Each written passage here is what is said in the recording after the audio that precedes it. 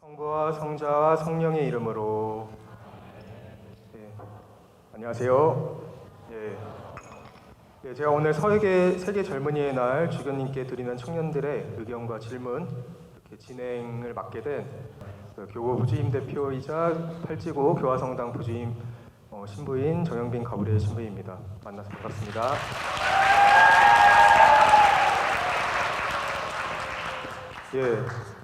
오늘 이렇게 청년분들 많이 있는 이런 시간들이 저는 처음입니다. 그래서 오늘 저도 긴장을 많이 했고 오늘 이 준비하면서도 좀 원활히 될까 걱정이 많습니다. 많은 질문이 있었습니다. 그래서 그 중에 첫 번째로 우리 청년분들 친교에 대한 질문이 많이 있었습니다. 우리 청년회가 특히 젊은이들의 선교와 친교를 위해서 많이 노력하는 단체인데 특히 친교의 어려움 때문에 성당 나오기가 어렵기도 할 때가 종종 있습니다. 그래서 우리 성당 봉사를 하다 보면 트러블이 생길 수밖에 없는 그런 경우에 우리가 청년들이 어떻게 헤쳐나갈 수 있는 마음가짐을 갖고 대책이 있을지 주교님께 여쭈어보았고요. 그리고 그것의 핵심인 미움에 대해서 미움이 있으면 우리가 특히 다른 성격, 다른 성향, 의견 충돌 때문에 이렇게 미움과 갈등이 많이 생기는데 이런 경우에 어떻게 사랑할 수 있을지 그런 질문, 그리고 이제 주교님께서는 이런 미움이 생긴다면 어떻게 다스리시는지, 그리고 마지막으로 부정적인 생각들이 이렇게 있고 다른 사람들과 관계를 맺을 땐 잘 하다가 혼자 있을 때 계속 부정적인 생각들, 후회되는 생각들이 이렇게 좀 맴돌 때 어떻게 이렇게 마음을 풀 수 있을지 이런 질문들이 있었습니다. 주교님께 여쭤보도록 하겠습니다. 네, 우선 여러분들이 많은 질문을 해주셔서 제가 감사를 드려야 될 것 같아요. 정 신부님이 가져온 게 무려 9페이지. 제가 학교에서 한 20년 학생들을 가르치면서 시험 때 되면 문제를 어렵게 내는 바람에 그 보석을 많이 하는 것 같아요. 주교가 돼가지고 질문을 많이 받아서 질문이 어려운 것도 있고 쉬운 것도 있고 그러는데 그래요. 제가 심도한 때까지 말씀을 드리고 싶습니다. 사람이 같이 살다 보면 안 맞는 사람, 싫은 사람 있죠. 저도 그런 사람 있어요. 쉽지가 않죠. 여러분도 그럴 겁니다. 그 안 맞는 사람, 싫은 사람이 또 본당의 부주임 신부님은 아주 또 곤란하죠. 그죠? 또 집에서 어머니나 아버지면 또 어떻게 하나. 우리가 다 갖고 있는 공통되는 그런 어려움이고 고민이 아닐 수 없어요. 저 역시 여러분과 똑같은 고민과 어려움을 갖고 있습니다. 제 입장에서 말씀드려. 저는 우선 그러면 미운 감정은 어쩔 수 없어요. 감정은 내 의지대로 되는 게 아니잖아요. 근데 미운 감정은 여전히 있지만 제가 나름대로 노력하는 것은 그 사람을 이해해 보려고 한번 해보자. 이해한다는 건 뭐냐? 저 사람의 성장 배경을 쭉 이렇게 보면 아 그래 나도 저렇게 살면 저럴 수 있겠구나. 그러면 미운 감정은 많이 줄어들고 또 미움의 농도가 얕아지는 걸 저는 느낄 수 있어요. 예전에 어느 청년이 하나 와서 저한테 아버지가 너무 싫다. 너무 그냥 거친 말을 하고 폭력을 휘두르고 그냥 식구들 들들먹어서 이게 여기 십계명은 효도하라고 그랬는데 이게 안 돼서 너무 싫다. 너무 힘들고 고민이 된다. 그래서 참 그거 뭐라고 그랬어요. 그때 이런 대답을 들려줬어요. 한번 아버지가 왜 그렇게 됐는가 한번 생각해 볼 수 있냐. 성장 과정에 분명히 사랑을 제대로 못 받았고 할머니 할아버지 내지 그쪽으로부터 야단 맞고 아마 그랬을 거다. 그럼 저렇게 변하지 않을까? 한번 아버지의 성장 배경을 쭉 보면서 아버지의 현재 네 마음에 안 드는 그 모습을 한번 이해하려고 노력해 볼 수 있지 않느냐. 그랬더니 어느 정도 수긍을 하더라고요. 저는 저 안 맞고 감정적으로 정말 같이 하기 싫은 사람이면 이해하려고 그 사람의 성장 배경이니까 그럴 수도 있겠다. 그런 식으로 마음을 다스리려고 노력합니다. 물론 그렇다고 해서 그 사람들의 싫은 감정, 미운 감정이 사라지는 건 아니에요. 그럼 우리 감정이 다가 아니잖아요. 예수님이 용서하라고 그랬는데 그러니까 예수님 이제 용서라는 말이 맘 들어서 예수님 용서하는데 안 돼. 근데 여러분 용서라는 그 기준을 너무 높게 잡지 마세요. 용서한다고 해서 미운 사람이 갑자기 예뻐진다? 그거는 글쎄 하느님도 잘 못하실 것 같아요. 어떻게 보면. 용서라는 것이 저는 그래요. 아, 그 사람이 그럴 수 있겠다. 그래, 그러니까 내가 이해해야지. 그래, 용서도 한번 해보자. 아, 그래. 내가 정말 마음 같아서는 너 그냥 가서 밥 먹고 하여간 쫄쫄 굶어 죽어라 그러고 싶지만 그래도 네가 복 받아서 잘 살았으면 좋겠다. 그 정도면 저는 이미 용서가 시작됐다고 봐요. 머리로서 이미 의지로서 용서가 시작된 거 아니에요? 시작이 반이란 말이죠. 이전에 김수환 추기경이 그런 얘기를 했어요. 머리에서 가슴까지 내려오는데 정말 일생이 걸렸고 가슴에서 손으로 가는데 또 오래 걸렸다 그런 얘기를 하죠. 머리에서 가슴으로 내려오기는 굉장히 어렵고 오래 걸려요. 그러나 여러분이 그래도 머리로 의지적으로 그 사람을 이해하려고 노력하고 그래 복을 빌어주자 이렇게 할 수 있다면 이미 여러분은 어느 정도 용서의 길에 들어섰다. 그러니까 너무 자기를 들들 짚지 말라고 그렇게 얘기하고 싶어요. 또 하나 그 아브라함 링컨이 그런 한 얘기인데 자기 강요 중에 그냥 뭐 하나하나 털을 걸고 시비를 거는 사람이 있다는 거예요. 링컨은 이제 말하자면 반대편 야당 쪽 다 다른 당 사람도 이제 강요를 썼다고 그러는데 그 사람이 그렇게 그냥 깐죽깐죽 거리고 시비고 그러니까 링컨의 친구가 그런 거 왜 잘라버려라 저 정도 어떻게 참냐 그랬더니 그러면서 자기 체험을 설명하는 거예요. 어느 날 길을 가는데 농촌인데 그 미국에서는 이제 소가 아니라 말을 부려서 이제 밭을 갈았던 것 같아요. 근데 그 늙은 말인데 쇠파리가 달라붙어가지고 피를 빨아보니까 너무 괴로워하는 거예요. 링컨이 보다 못해 파리채로 그 파리를 잡으려고 그랬더니 농부가 말리는 거예요. 그냥 두세요. 저 파리 때문에 그나마 저 늙은 말이 조금이라도 움직입니다. 그런 얘기를. 그래서 링컨 얘기는 정말 파리처럼 잡아버리고 싶은, 없애버리고 싶은 그런 사람이 있지만 그 사람이 나를 움직이게 하는 그런 힘이 될 수 있다. 그런 의미에서 위장된 축복이라는 표현을 씁니다. 제 경험을 내면 제가 학교에서 한 20년 있었다고 그랬잖아요. 교학처장도 맡았어요. 교학처장을 맡는데 학교에 이제 무슨 뭐 그런 학업에 대한 그 주무를 다 담당하고 한 달에 한 번씩 또 회의를 열죠. 각 전공 신부님들을 모아가지고선 회의를 하는 건데 그 중에 철학을 하는 신부님이 굉장히 깐깐해. 저 2년 선배인데 아주 정확한 걸 요구하는데 사람은 좋은데 너무 정확한 거로 사람을 들들볶아요 보면. 회의록이 있잖아요. 회의록 대강 뭐 뜻만 알면 되지. 그거 철자 토시 틀린 것까지 짚어내면서 막 뭐라고 그러더라고요. 그래서 정말 알아들으면 됐지 뭘 저렇게 까냐. 책 낸 것도 아닌데. 굉장히 미운 감정이 북북 솟는데 그런데 다음 달에 회의 준비하려면 항상 그 신부님 얼굴이 떠오르는 거예요. 또 뭐라면 어떻게 하나 한 번 더 보고 계속 회의록의 완성도가 높아지면서 링컨이 위장된 축복이라는 그 말을 어느 정도 이해할 수 있었던 거예요. 여러분 주변에 싫은 사람, 피하고 싶은 사람, 미운 사람은 항상 있게 마련입니다. 피해가면 또 어딘가 또 나타나요. 그 사람을 어떻게 대하느냐, 우리가 고통은 피할 수 없지만 그 고통을 어떻게 대하느냐, 거기에 응하느냐는 우리의 자유예요. 우리의 선택이에요. 그래서 그래도 이해해보고 그래도 참 싫지만 그래도 복을 빌어주고 그래 네가 복 많이 받아서 네 성질 고쳐라 이런 식으로 할 수 있다면 저는 그래도 하느님께서 봐주시지 않겠느냐. 아마 그렇게 하면 여러분 마음이 그래도 아주 평화는 안 오지만 덜 불편하면서 서서히 시간이 지나면서 평안해지지 않을까. 이런 거는 노력과 시간이 필요한 겁니다.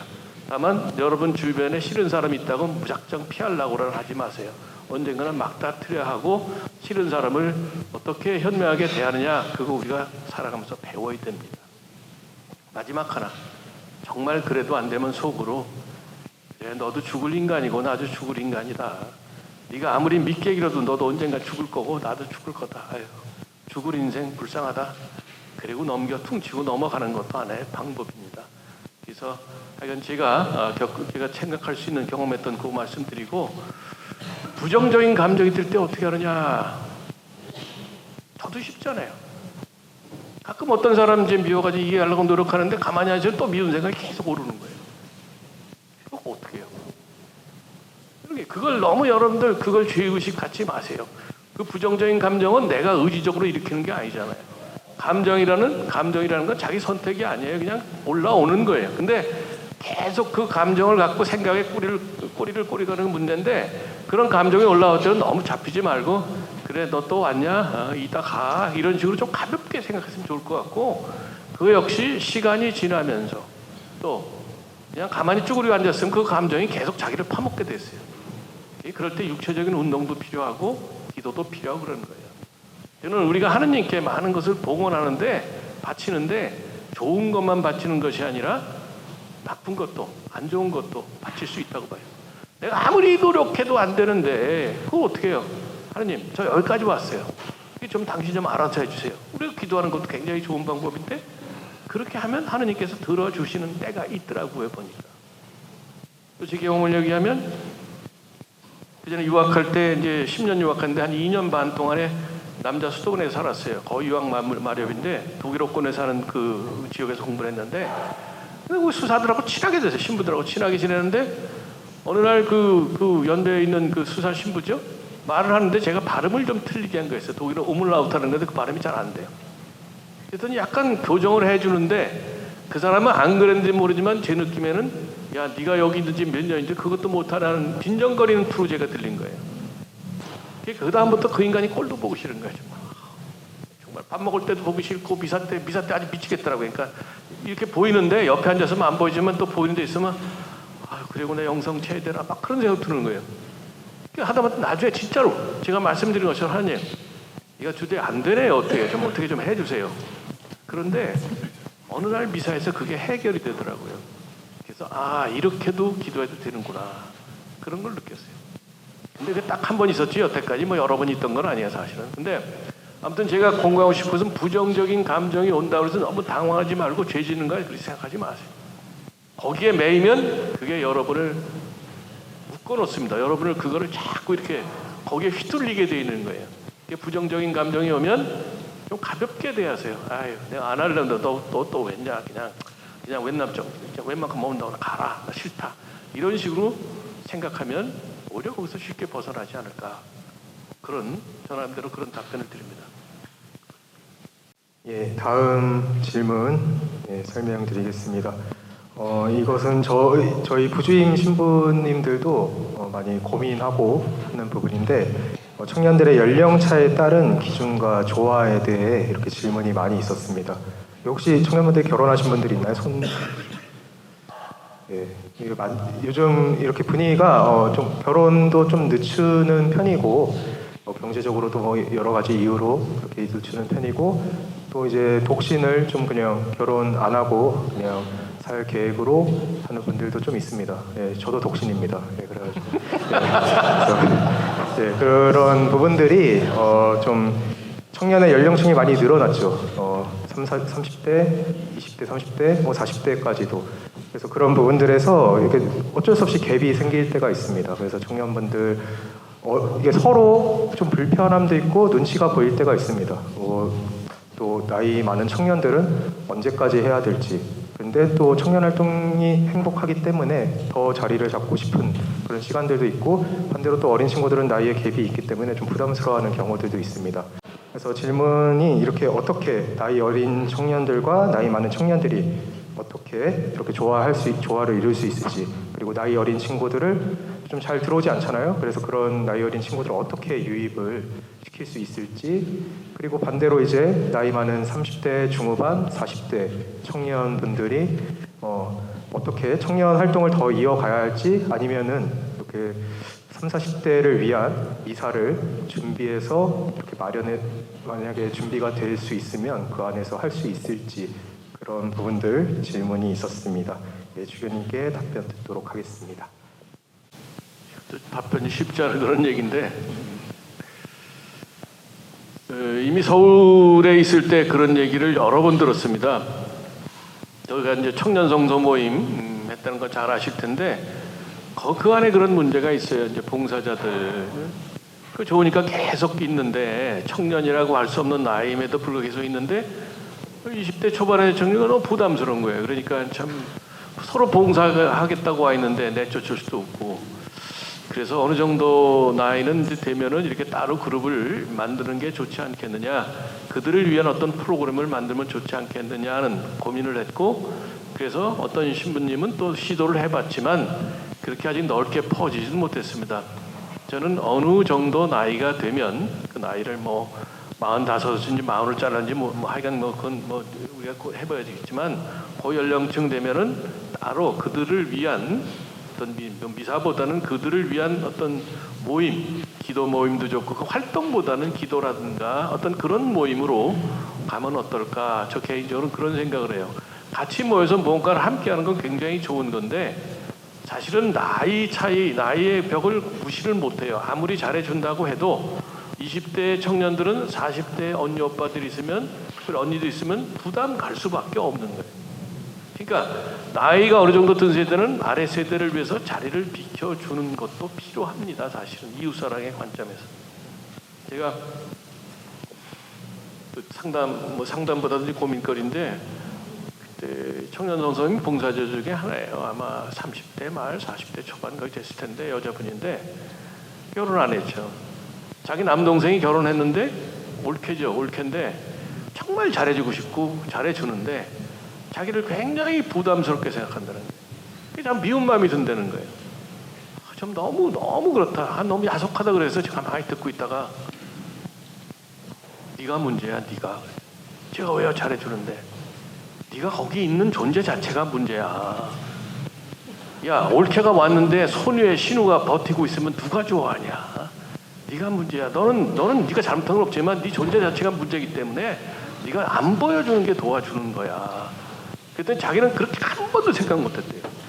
집에 가서 그 얘기를 한 거예요. 뭐 10년 때 무릎을 꿇었대요. 그때 부모님이 맞아, 네가 그런 거야. 아빠니 그런 얘기를 했다는데 때로는 그런 것도 필요한데 그러나 그냥 젊은 사람 뛰어가라 나가라 그거보다는 사실은 그들이 할 수 있는 그 무언가를 교회에서 이렇게 마련해 주면 좋겠는데 저로서는 그게 어떤 기도 모임 같은 걸 하면 좋지 않겠느냐. 서로 또 40대 되면 또 뭐 나름대로 가정도 갖고 아이들 키우고 여러 가지 할 얘기가 많은 거 아니에요. 그 나이 때 사람들이 같이 모여서 기도하면서 서로 나누는 그런 모임을 하면 어떤가 전 그런 생각이 들어요. 그래서 같이 활동하는 것도 젊은 세대와 좀 나이 든 세대가 같이 활동하는 것도 아름다운 거지만 때로는 서로 자기 의도와 관리 이렇게 있는 자체가 불편하게 되면 저는 윗세대가 자리를 이렇게 물러주는 게 그게 이웃사랑의 길이라고 저는 생각을 해요. 그래서 제가 흔히 그냥 존재로서 도움 주는 거 있지만 부재로서도 도움 주는 게 있다. 그게 우리 신부님들 사이에도 그렇습니다. 제가 교구장이 됐는데 주교가 됐는데 우리 신부님들은 저와 같이 있으면 그렇게 근데 제가 없는 걸 더 좋아해요. 그러니까 상사는 아무리 잘해줘도 없는 게 제일 좋다는 거예요. 그러니까 우리 신부님들이 제가 잠깐 없으니까 너무 좋아하는 것 같아요. 우리 교구청 신부님. 그러니까 상사는 아무리 잘해줘도 없는 게 제일 좋다는 거예요. 우리 신부님들이 제가 잠깐 없으니까 너무 좋아하는 것 같아요. 우리 교구청 신부님. 주교가 없는 날 무교절 이런 얘기도 만들어내고 또 뭐더라. 하여간 제가 손가니까 손 없는 날 이런 얘기를 만들면서 즐겼다는 얘기를 제 착자식 때 얘기를 했는데 저는 그거 충분히 이해합니다. 이기현 주교님 지금 이제 저희 전대 이기현 주교님이 서울에서 교육국장 하셨어요. 근데 김주경님하고 같이 이렇게 같이 생활하는 교구청에서 이기현 주교님 김치üm 존경하고 좋아해요. 근데 이기현 주교님이 그러시더라고. 제가 이런 얘기를 했더니 그랬더니 그래 나도 말이야 서울에 있을 때 교육장 할 때 김치üm 존경하고 좋아하지만 안 계시니까 사실 더 편했어. 그런 차원이 있어요. 그건 우리가 좋다 나쁘다 아니라 그냥 받아들이는 수밖에 없습니다. 그래서 다시 한번 얘기하면 숙제는 정말 저라든가 교회가 해야 될 것 중에 40대부터 50대 자기가 아직 젊었다고 생각한 그런 청년이랄까요 어른 같은 그런 사람들을 위한 어떤 장소 모임을 해주는 것 그게 숙제인데 어떻게 해야 되나 고민거리라는 거 그 정도만 말씀드리겠습니다. 아까 나왔는데 이제 서로 간에 첫 질문이 그거 아니에요? 마음 안 맞는 사람들. 근데 사실 성격이 안 맞는 사람 그거는 좋고 나쁨의 문제가 아니에요. 여러분들 MBTI나 애니어그램 다 해봤잖아요. MBTI, 애니어그램 하는 사람은 그거예요. 정말 그 사람이 싫고 미운데 이것은 그 사람이 나빠서 아니라 나와 다르기 때문에 소나무하고 느티나무하고 결이 다르잖아요. 그러니까 이게 어긋날 수밖에 없어요. 여러분의 질문 중에 봤더니 제 MBTI가 뭐냐고 묻더라고요. ISTJ입니다. 저는 ISTJ예요. 그러니까 제가 T인데 굉장히 강한 T인데 조금 부드러워졌는데 저는 그래서 아주 F 진한 F는 참 견디기가 어려워요. 이렇게 감성이 너무 풍부하고 뭐 이렇게 뭐 뻑하면 눈물 흘리고 좀 그러면은 닭살 돋아가지고 좀 그런 경향이 있어요. 근데 그게 좋고 나쁜 게 문제가 성향 문제 아니에요? 뭐 어떻게 하겠어요? 할 수가 없지. 그래요. 다음 질문. 예. 참고로 저는 INFP인데요. 예, 제가 F입니다. 예, 다음 질문하도록 하겠습니다. 예, 우리 청년들 이렇게 청년 활동하다 보면 좀 그래도 몸이 좀 안 좋던가 그리고 요즘 특히 우울증이 좀 많은 때가 있습니다. 이렇게 사회적인 분위기도 그렇고 그래서 그런 분위기 안에서 우울증을 겪는 청년들도 있고 몸이 좀 안 좋고 그런 청년들이 있습니다. 물론 우리 교회 청년들은 이렇게 좀 마음씨가 모아서 많이 도와주죠. 많이 챙겨주고 하지만 이게 좀 신경도 쓰이고 그리고 괜히 배려가 또 상처가 될까 또 신경 쓰이는 것도 있고 그런 부분들 안에서 조금 지칠 때도 있고 그래도 그 친구를 위해서 도와주기도 하고 그 친구도 또 반대로 또 그거에 대해서 좀 어려워할 수도 있죠. 그런 부분들에 대해서 어떻게 이렇게 지쳐가고 그런 부분들에서 좀 갈등이 있을 때 청년들이 어떻게 대처해야 할까 그리고 서로 어떻게 좀 더 이해하면서 현명한 방법을 찾을 수 있을까라는 질문이 있었고요. 이어서 이건 좀 다른 질문인데 종합적으로 이래서 좀 우리가 지금 앞서 질문들을 바라보면 다양한 청년들이 있죠. 그리고 다른 성향들 그리고 연령들 그런 부분들 안에서 우리가 어쨌든 친교를 이루고 또 선교해야죠. 젊은 친구들을 그 젊은 청년들을 이렇게 선교하고 싶은데 그게 참 쉽지 않습니다. 그래서 사람들이 이런 다양한 사람들이 어떻게 오고 싶은 미사를 만들 수 있을지 이어서 이 질문까지 주교님께 여쭤보도록 하겠습니다. 육체적으로 아픈 사람보다는 정신적으로 아픈 사람 대하기가 정말 어렵죠. 저기 청년 성소 모임 서울에서 하면서 그런 경우 여러 번 봤습니다.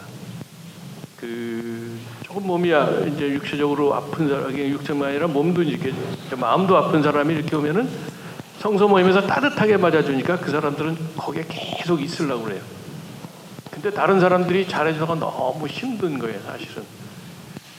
그러면서 이제 또 잘해주다가 이렇게 좀 너무 힘드니까 자기가 지치니까 이렇게 뒷걸음치면 저쪽이 섭섭해하면 내가 사랑이 부족하구나 그러면서 자책을 하고 그런 거를 여러 번 봤습니다. 거기 또 뭐 딱 떨어진 답이 있겠어요. 그래서 제 나름대로 생각하는 거는 그래요. 그래도 잘 해주는 건 1차적으로 잘 해주자.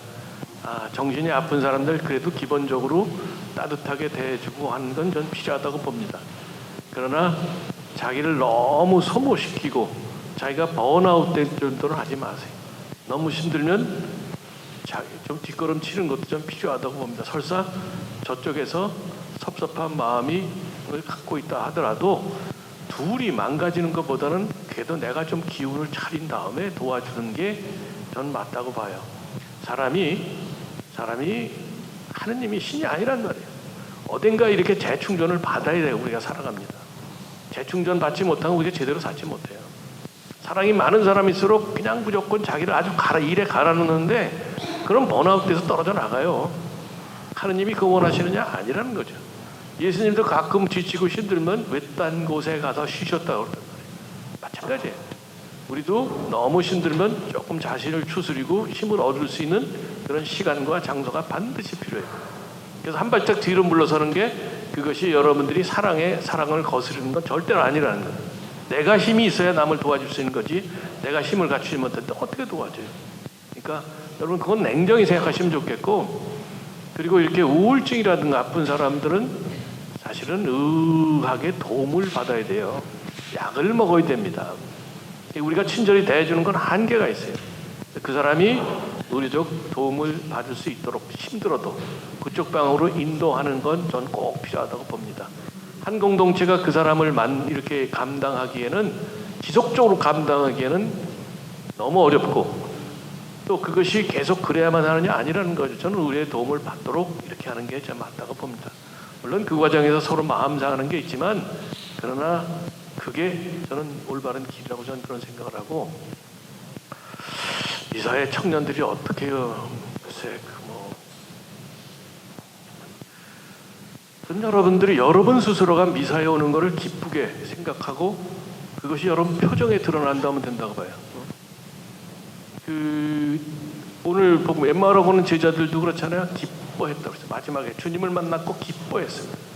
힘이 나가지고선 고통의 장소로 돌아가잖아요.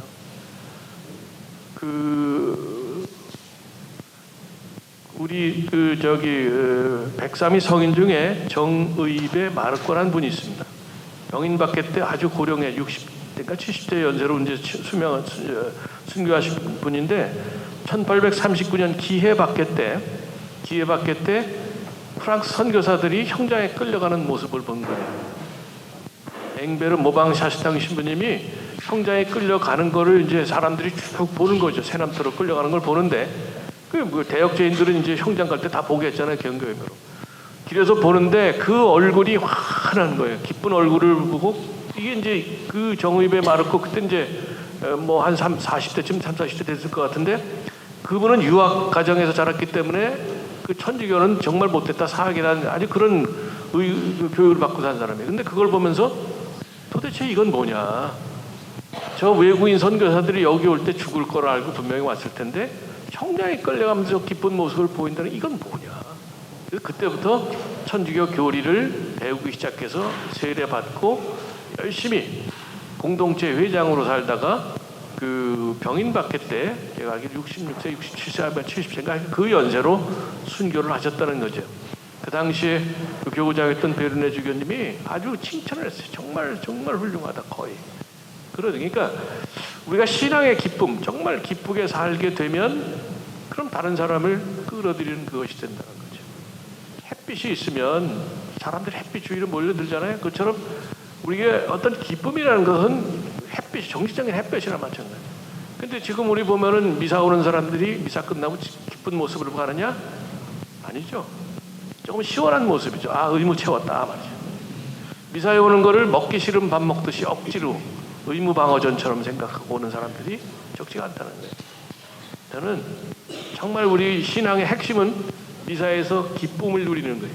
주님을 만나는 기쁨을 누리게 되면 그게 제일 중요하고 그 키가 달까닥하게 되면 나머지 거는 다 따라온다고 봅니다. 미사에서 주님을 만나는 기쁨을 누리게 되면 그 주님을 전하지 않을 수가 없어요. 그게 선교가 되는 거예요. 그 주님이 뭐라고 그랬어요? 서로 사랑하라고 그랬잖아요. 친교가 되는 거예요. 그 주님 뭐라고 나누라고 그랬죠? 사람 봉사를 얼마든지 갈 수 있다. 봉사고 친교고 그 다음에 이런 것도 억지로 해서는 되는 게 아니에요. 기뻐서 우러나와야 된다는 거지. 여러분들이 많이 연애해 봤을 거 아니에요. 여러분 세대의 연애세는 모르겠는데 제가 젊었을 때 그 연애 보면은 그래도 그게 있어요. 보면은 저쪽 그 종로 쪽 뭐 강남 개발되기 전에 종로 쪽 명동 쪽에 이제 와서 데이트를 많이 해요. 젊은 사람들이. 그런데 저쪽 끝에 저기 뭐 응암동 이쪽 사는 남자친구와 저 도봉동 끝에 사는 노원 쪽에 사는 여자친구가 종로에 만나서 데이트를 했어요. 밤 10시가 넘었어요. 다음날 또 일이 있으니까 서로 직장 다니니까 가야 될 거 아니에요. 근데 응암동 사는 남자친구가 저 노원 사는 여자친구를 거기까지 데려다 준다는 거예요. 그게 보통 귀찮은 일 아니잖아요. 근데 기쁜 마음으로 간단 말이에요. 그 여자를 좋아하니까. 그리고 자기는 또 가서 늦게 자고 그 다음 출근하고 그런다는 거죠. 기쁨이 있으면 누군가에 대한 기쁨이 있으면 사람들이 귀찮다고 하는 거 기꺼이 받아들이게 되고 기쁨이 있으면 사람을 끌어들이는 힘이 있다는 거죠. 남자 여자는 그 유효 기간이 얼마 안 되기 때문에 문제가 된다는 거죠. 그래서 연애 시절에 그 콩깍지 낀 거는 이제 뭐 물어보면 이제 뭐 짧으면 3개월, 길면 6개월, 길면 3년이라고 그러는데 제가 물어보면 아유 주교님 뭐 3년은 무슨 3년이에요. 아유 6개월도 가기 힘들어요. 그러는데 하여간 그거는 뭐 호르몬 작용에서 그렇다 그러지만 정말로 우리가 내적으로 뭔가를 그 기쁘게 생각하면 그것이 사람들을 끌어들이는 전 힘이 된다고 봅니다. 미사에서 뭐 세부적으로 구체적으로 어떤 미사를 하고 어떤 다 그럴 수는 있지만 저는 미사에서 주님을 만나서 기쁨을 누릴 수 있도록 그 미사를 구성하는 게 아주 필요하다. 전 그렇게 봅니다. 그런데 청년 미사라고 해서 무조건 기타와 드럼 쳐야 되느냐? 전 그건 아니라고 봐요. 청년들이라고서 맨날 생활성가 불러야 되느냐? 전 그건 아니라고 봐요.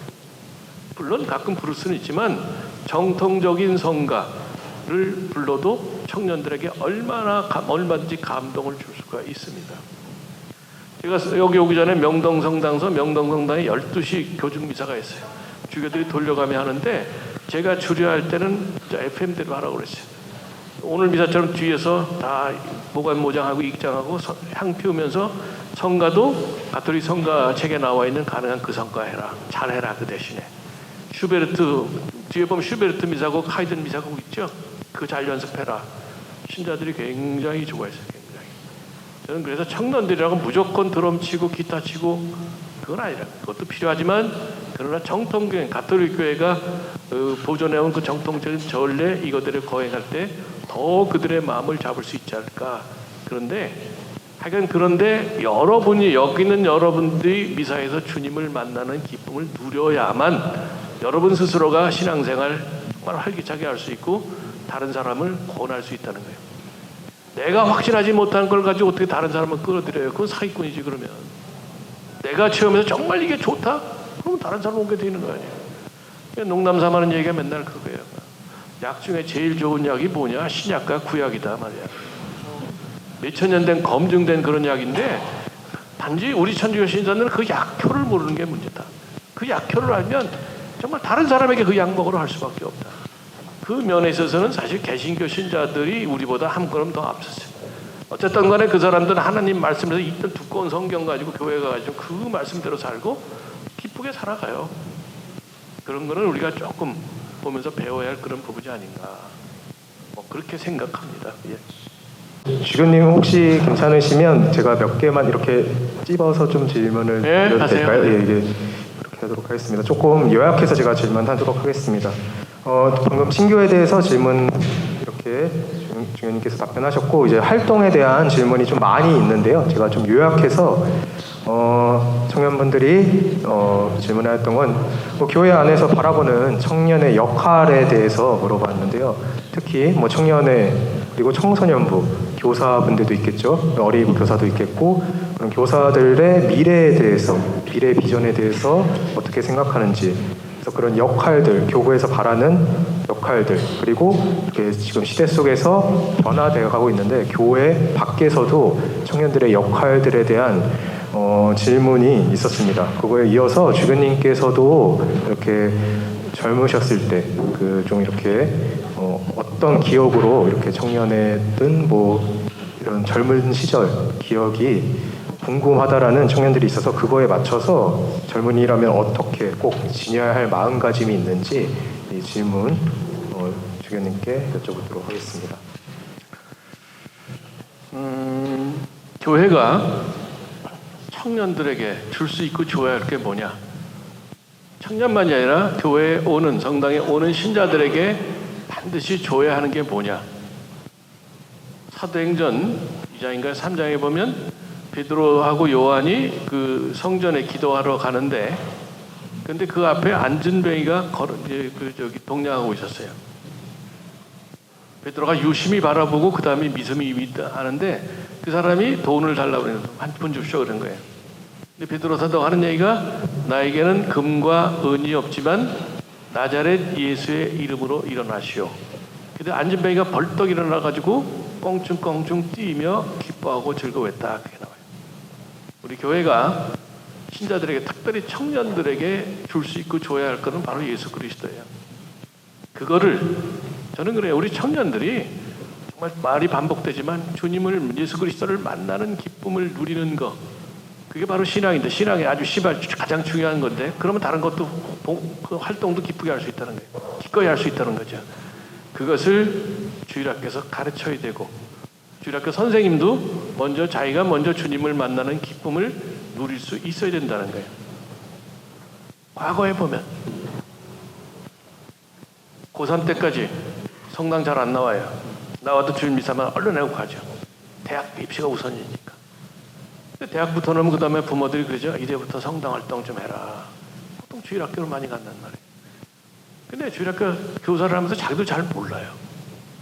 그러니까 이제 있는 교재하고 그 다음에 주로 활동만 하는 애들하고 오락하고 여름 되면 캠프하고 뭐야 즐겁죠. 애들하고 어울리는 게 활동하는 그 즐거움 속에서 교사 생활 하다가 그리고 몇 년 하다 보면 이제 그치잖아요.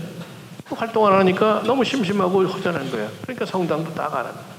성당도 안 한다. 아예 냉담. 교사들 중에 냉담한 사람 굉장히 많아요. 그래서 뭐 그게 문제점이 뭐냐? 정말 미안하지만 그리스도를 깊이 만나는 기쁨을 누리지 못했기 때문에 그 기쁨에 기반을 두고 활동하지 않았기 때문에 활동이 끝나면 말하자면 신앙도 끊긴 게 아니냐. 그런 저는 그런 분석을 하고 그래서 정말 어떻게 보면 너무 단순한 건지 모르겠지만 똑같은 결론인지 모르겠지만 청년들이 제일 먼저 교사든 학생이든 그리스도를 만나는 기쁨을 누리는 게 제일 중요하고 그리고 우리 청년들이 그런 믿음이 있을 때 세상에 나가서 그리스도인으로서 살아갈 수 있다는 거예요. 교회는 우리 청년들뿐 아니라 신자들이 밖에 나가서 평신도들의 주 무대는 교회보다는 세상입니다. 성직자들의 주 무대는 교회지만 평신도들의 주 무대는 세상이라는 거예요. 세상에 나가서 그리스도인으로서 정치가가 되고 그리스도인다운 경제인이 되고 그리스도인다운 어떤 직업인이 되는 거 교회는 바로 그걸 같은 직업을 갖고 있더라도 그리스도 정신이 배이게 되면 분명히 다를 수밖에 없어요. 저는 그래서 특별히 요새 방송 그 스크립터들 작가들 그런 사람들이 뭔가 그리스도 정신이 배었으면 좋겠어요. 그러면 그 워딩 한마디 한마디가 분명히 다를 겁니다. 우리나라는 드라마 천국 아니에요. 드라마에 영향받는 게 얼마나 많아요. 근데 그게 그리스도 정신이 배에 있으면 정말로 좋은 영향을 미칠 수 있죠. 미국에서 언젠가도 그런 얘기를 했어요. 미국 사회를 움직이는 게 정신이 아니라는 거예요. 탤런트하고 배우들이라는 거예요. 그 사람들이 하는 한마디 한마디가 청년들, 특별히 사람 청년들의 마음을 움직인다는 거예요.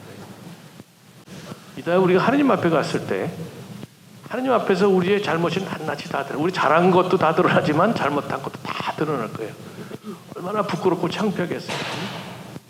저도 그래요. 제가 마음속으로 생각하고 해왔던 거 남이 잘 모르는 것이 하느님 앞에서 스크린 딱 그 앞에 다 드러난다면 정말로 창피하고 부끄러울 것 같아요. 그럴 때 하느님이 너 말이야 그러시겠나? 아마도 그 장현이구나 참 장현이처럼 끌어안으면서 그래 얼마나 힘들었어 이제 다 끝났다 그러시지 않을까. 그래서 말하자면 신학에서 얘기하는 그 소위 어려운 종말론 그것이 거기에 전 녹아들어 있다고 보거든요. 정말 그렇구나.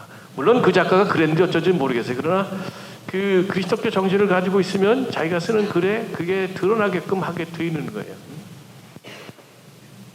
김수현이라는 작가 있죠. 요즘엔 안 쓰죠. 옛날에 뭐 대사 많은 그런 드라마를 써가지고 엄청나게 이제 이게 올랐는데 그 사람이 천주교 신자는 아니에요.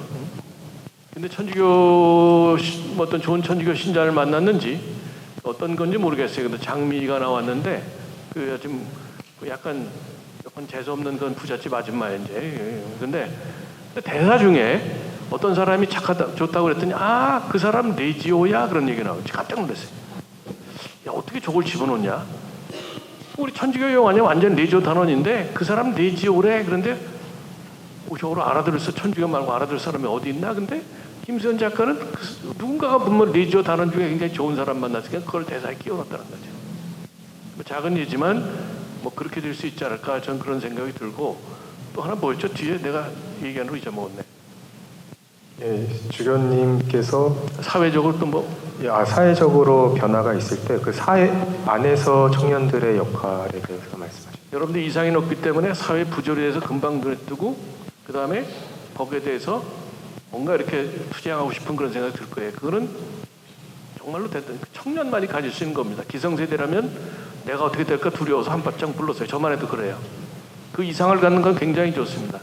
그러나 세상의 부조리와 싸워서 그거를 없애기 위해서는 여러분의 실력이 필요합니다.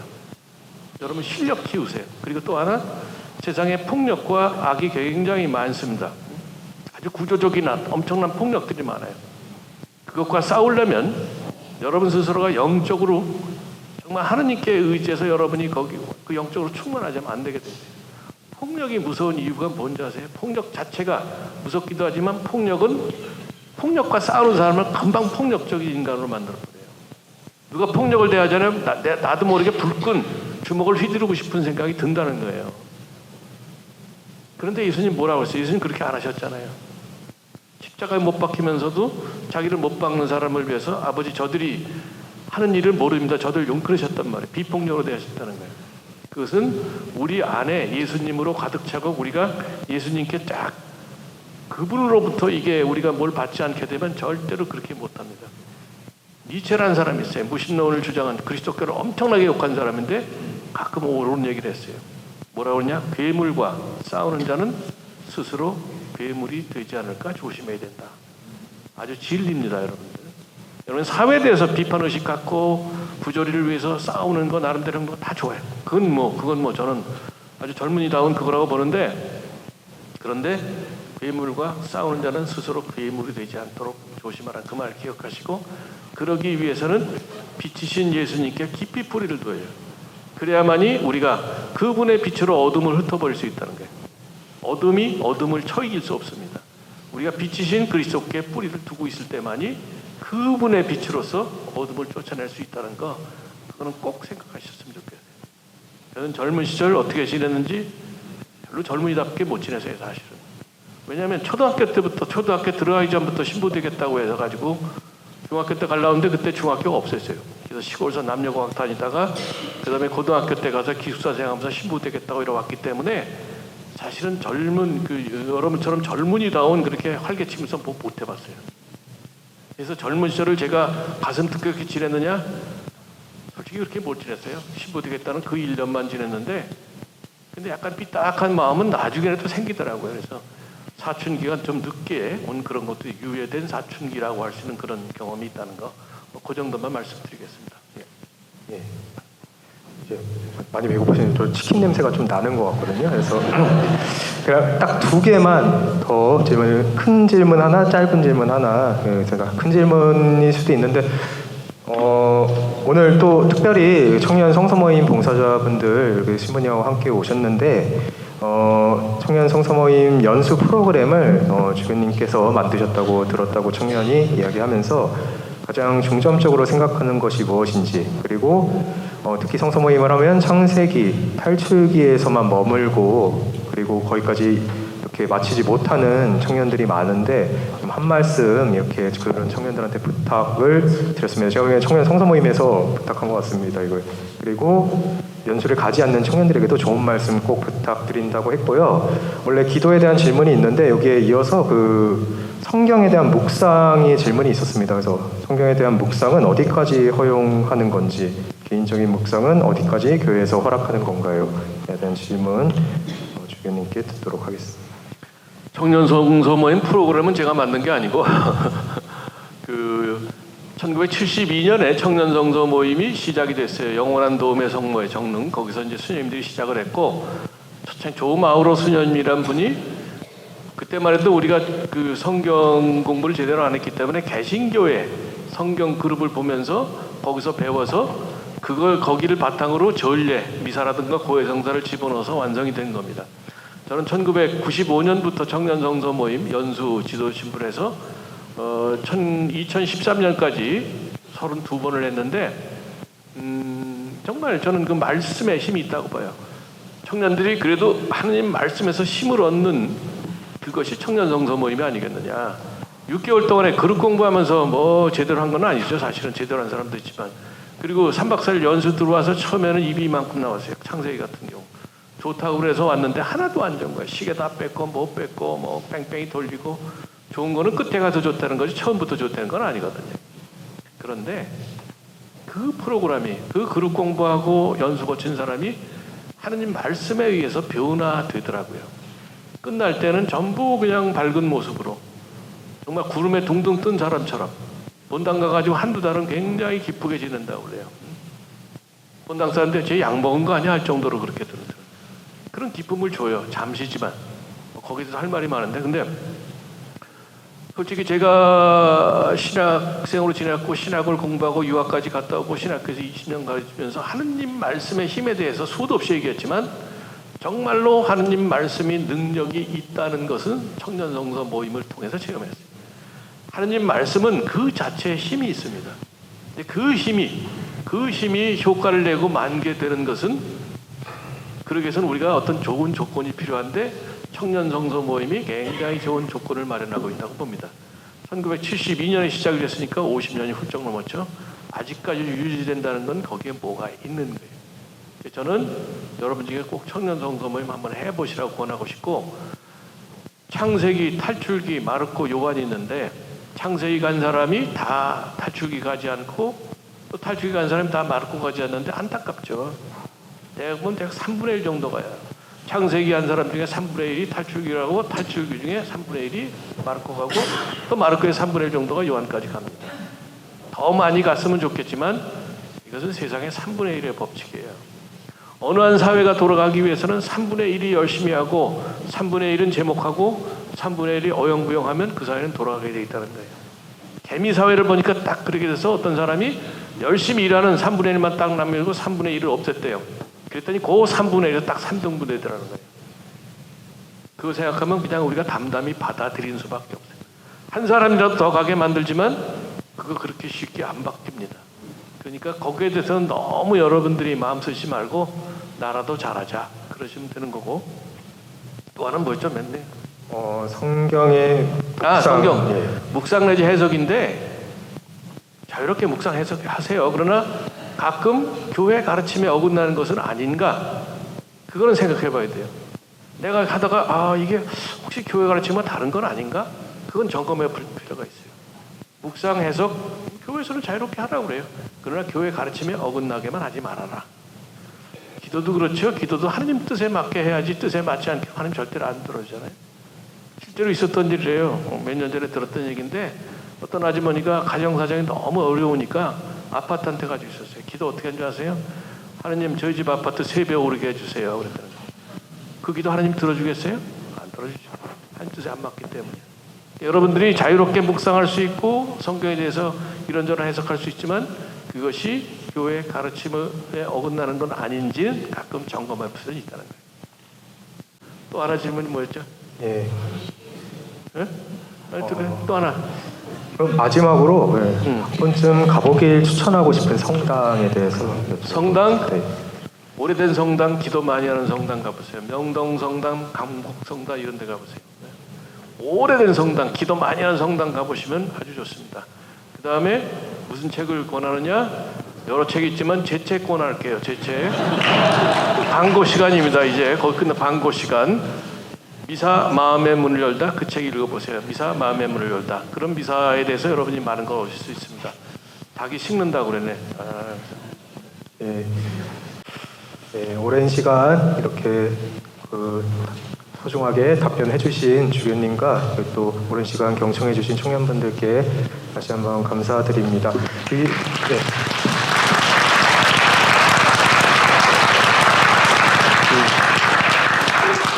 꼰대 같은 소리도 했을 텐데 여러분 잘 들어서 고맙고 정말 여러분 만나서 반갑고 진지하게 질문해 주셔서 저는 고맙게 생각합니다. 질문 사항 중에 또 마음에 안 드는 건 흘려버리고 또 저 마음에 드는 거 있으면 마음에 간직하시기를 바라고, 제가 오늘 강론 중에 엠마오로 간 제자들 얘기 그거 했어요. 제자들이 엠마오로서 해가 지니까 뭐라고 그래요? 주님 저희와 함께 머무르십시오. 이미 저녁 때가 됐습니다. 저는 그 구절을 아주 좋아해요. 여러분이 사시다가 힘들 때 하나님께 기도해도 뭐가 잘 길이 안 보일 때 꼭 그걸 기도로 삼으세요. 제 인생의 저녁 밤이 깊었습니다. 저와 함께 주님 머물러 주십시오. 꼭 그 기도하세요. 그리고 살아가면서 아무리 어려워도 하느님은 등지지 마세요. 하느님 버리지 마세요. 그럼 여러분이 정말 참고 때로는 하나님께 원명하면서 하나님 안 등지면 이래서 좋은 거나 그걸 나중에 깨달으실 수가 있어요. 남자친구, 여자친구는 버려도 좋아요. 그러나 하느님은 절대 버리지 마세요. 그게 제 마지막 답변입니다. 예. 고맙습니다. 예.